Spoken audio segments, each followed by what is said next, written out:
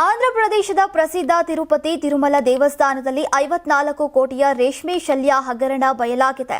TTD ಟ್ರಸ್ಟ್ಗೆ ಸೇರಿದಂತಹ ಈ ಹಗರಣವು 2015 ರಿಂದ 2025 ನಡೆದದ್ದು. ರೇಷ್ಮೆ ಶಲ್ಯಗಳ ಹೆಸರಿನಲ್ಲಿ ಅಗ್ಗದ ಪಾಲಿಸ್ಟರ್ ಶಲ್ಯಗಳನ್ನು ಪೂರೈಸಲಾಗಿದೆ ಅಂತ ಆಂತರಿಕ ಜಾಗೃತಿ ದಳದ ತನಿಖೆಯಲ್ಲಿ ಕಂಡುಬಂದಿದೆ.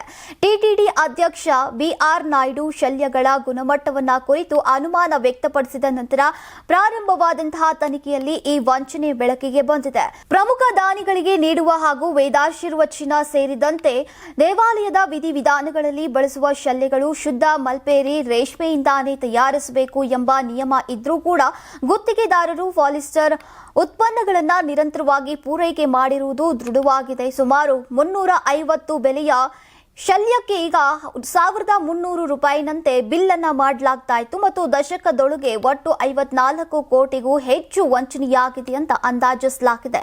ಈ ಪ್ರಕರಣವನ್ನ ಭ್ರಷ್ಟಾಚಾರ ನಿಗ್ರಹ ದಳಕ್ಕೆ ಈಗ ಹಸ್ತಾಂತರಿಸಲಾಗಿದೆ. ಇನ್ನು ಟಿಟಿಡಿ 15,000 ಶಲ್ಯಗಳನ್ನು ಪೂರೈಸುವಂತೆ ನಾಗರಿ ಪಟ್ಟಣದ ವಿಆರ್ಎಸ್ ಎಕ್ಸ್ಪೋರ್ಟ್ ಸಂಸ್ಥೆಯೊಂದಿಗೆ ಒಪ್ಪಂದವನ್ನ ಮಾಡಿಕೊಂಡಿತು. ಪ್ರತಿ ಶಲ್ಯಕ್ಕೆ 1389.15 ದರ ನಿಗದಿಯಾಗಿದ್ರೂ ಕೂಡ ಸಂಸ್ಥೆಯು ತಿರುಮಲ ಫ್ಯಾಬ್ರಿಕ್ಸ್ ಹಾಗೂ ಇತರ ಸಹೋದರ ಕಂಪನಿಗಳ ಮೂಲಕ ಈಗ 2015 ರಿಂದ 2025 ನಡುವೆ 54.95 ಕೋಟಿಯ ಪೂರೈಕೆಯನ್ನ ನಡೆಸಿದೆ.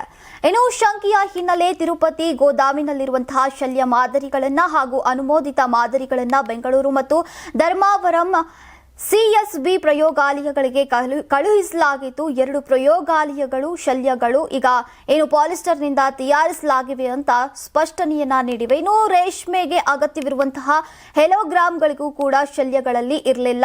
ಇನ್ನು ಸದ್ಯ ಜಾಗೃತಿ ದಳದ ವರದಿಯನ್ನ ಟಿಟಿಡಿ ಮಂಡಳಿ ಪರಿಶೀಲಿಸಿದ್ದು, ಈಗ ಗುತ್ತಿಗೆದಾರರು ಟೆಂಡರ್ ಷರತ್ತುಗಳನ್ನು ಉಲ್ಲಂಘಿಸಿ ಸಂಸ್ಥೆಯನ್ನ ವಂಚಿಸಿದ್ದಾರೆ ಅಂತ ಸ್ಪಷ್ಟನೆ ನೀಡಿವೆ.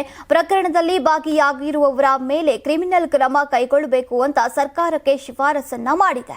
ನೀವು ಸಣ್ಣ ಆಗ್ಬೇಕಲ್ವಾ? ಅದು ಒಂದು ಉತ್ತಮ ಆಹಾರದಿಂದ ಸಣ್ಣ ಆಗ್ಬೇಕಲ್ವಾ? ಪ್ರತಿದಿನ ನಮ್ಮ ಜೀನಿ ಸ್ಲಿಮ್ ನ ಯೂಸ್ ಮಾಡಿ ಯಾವುದೇ ಸೈಡ್ ಎಫೆಕ್ಟ್ ಇಲ್ದಂಗೆ ನೀವು ಸಣ್ಣ ಆಗ್ತೀರಾ.